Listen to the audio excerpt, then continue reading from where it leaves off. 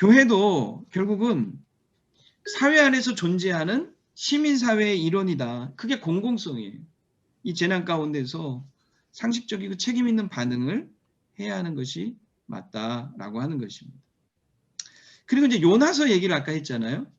자, 하나님의 관심은 좌우를 분간하지 못하는 12만 명, 그 니느웨 성의 사람들에게 있었다고 성경은 말씀을 합니다. 솔직히 우리 입장에서는 그 넝쿨 진짜 아깝죠. 우리가 모여서 예배하는 거 얼마나 귀한 시간들이었습니까? 그것이 사라진 것에 대해서 화내고 안타까워할 일이 아니라 그 12만 명의 영혼을 보면서 안타까워하는 하나님의 심정을 우리가 가져야 된다라고 하는 거예요. 그래서 누가복음 여러분 15장 17절에 보면요. 무슨 말씀이 있냐면 이런 말씀이 있어요.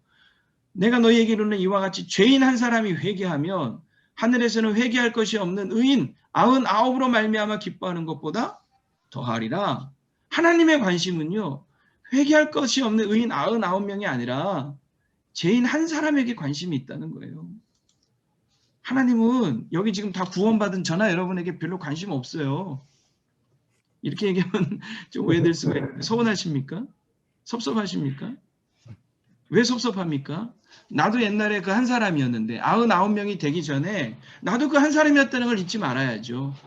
나도 그 한 사람이었기 때문에 내가 지금 그 하나님 한 사람의 관심 가졌던 하나님의 관심 때문에 내가 지금 99명에 들어있다는 생각을 해야 되는 거죠. 그렇다면 이제 우리는 그 한 사람에게 관심을 가져야 되는 거예요. 하나님은 이미 구원받은 우리가 몇 개월, 수개월 예배당에 모이지 못하고 예배 못 드리는 것을 그렇게 애석해하지 않으세요. 솔직히 얘기하면. 하나님 입장에서 우리가 예배당에 못 모여서 예배 못 드린다고 애석해하실 것 같아요? 어디서든 우리 영과 진리로 예배하면 되는 거예요. 정말 하나님이 애석해하시는 건 뭐냐면 이 시국에 모여서 예배하다가 또다시 교회발 감염이 확산되어서 교회를 향하여 마음의 문을 닫는 좌우를 분간하지 못하는 그 12만 명, 그 사람들을 보면서 하나님은 더 안타까워하신다는 거죠. 그래서 진짜 여러분 교회 문이 닫히기 전에 지금 우리는 교회 문을 닫아야 될 때인 거예요. 나중에는 정말 여러분 교회 문 닫힙니다. 선교회 문 다 닫힙니다. 그때가 오지 않도록 지금은 교회 문을 닫아야 될 때인 거예요. 하루라도 빨리 교회 문이 활짝 열릴 수 있도록 지금 뭐 10% 20%가 아니라 활짝 열려서 마음껏 마스크 벗고 찬양하고 통성으로 기도하고 그런 날이 올 수 있도록 지금은 잠시 교회 문을 닫아야 될 때다 하는 거죠. 물론 교회 문을 닫으라는 거지 여러분 신앙의 문도 닫고 예배도 드리지 말라는 거 아니죠. 네. 그 정도 충분히 이해하실 거라 생각을 합니다. 두 번째는 여러분 이 소금과 빛의 이 비유 속에 또 하나의 공통점이 뭐냐면 자기를 버리는 희생입니다. 자기를 버리는 희생. 여러분 소금과 빛은 이 세상에 반드시 필요한 겁니다. 없어서는 안 될 것이죠. 왜냐하면 유익합니다. 선한 영향력을 끼치는 거죠. 이게 어떻게 가능하냐? 희생입니다.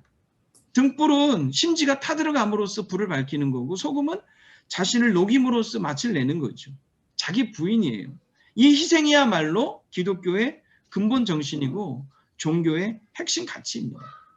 여러분 간디가 이런 얘기를 했잖아요. 이건 뭐 많이들 여러분 들어보신 얘기일 텐데 국가가 멸망할 때 나타나는 7가지 징조가 있다고 하잖아요. 눈으로 한번 쭉 보세요. 뭐 원칙 없는 정치부터 인간성 없는 과학. 그중에 희생 없는 종교를 얘기했어요. 근데 여러분 이 각각을 가만히 뜯어보면요. 이게 다 각각의 본질을 얘기하는 거예요. 핵심. 그러니까 정치는 핵심이 뭐냐? 원칙이라는 거죠. 부는 핵심이 노동이 있어야 된다는 거예요. 쾌락은 양심이 있지 않으면 안 되는 거예요. 교육은 인격이 있어야 되고 경제는 도덕이 받친. 결국 종교의 핵심은 뭐냐면 희생이라는 거죠. 이 희생은 결국 예수님의 삶 아닙니까?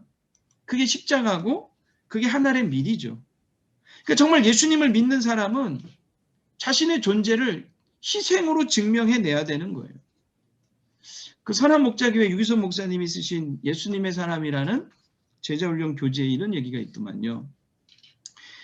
우리처럼 이제 청년부 집회를 하면서 이제 현직 판사인 장로님을 초청해서 간증을 듣게 되었답니다. 근데 이 장로님은 어릴 적에 이제 소아마비를 알아서 다리를 저는 장애인이셨대요. 근데 이제 이분이 이제 현직 판사니까 이제 목사님 입장에서는 우리 청년들에게 정말 역경을 듣고 이런 신앙으로도 승리한 그런 어떤 좋은 모델이 되겠다 해서 초청을 해서 이제 간증을 듣는데 이분이 간증서도 이런 얘기를 하더랍니다. 저는 대학에 다닐 때까지 예수님을 믿는 사람을 한 명도 보지 못했습니다. 이렇게 얘기를 하더래요. 그래서 이제 그 목사님이 그 얘기를 딱 듣는 순간 속으로 야 이거 좀 뻥인데 이건 과장이 심하다. 정직하지 못하시네. 어떻게 한 명도 못 볼 수가 있지? 이런 생각을 순간적으로 했대요. 강사 잘못 모셨나? 이런 생각을 했대요. 근데 바로 이어지는 말을 듣고 바로 후회를 했다는 거예요. 부끄러웠대요.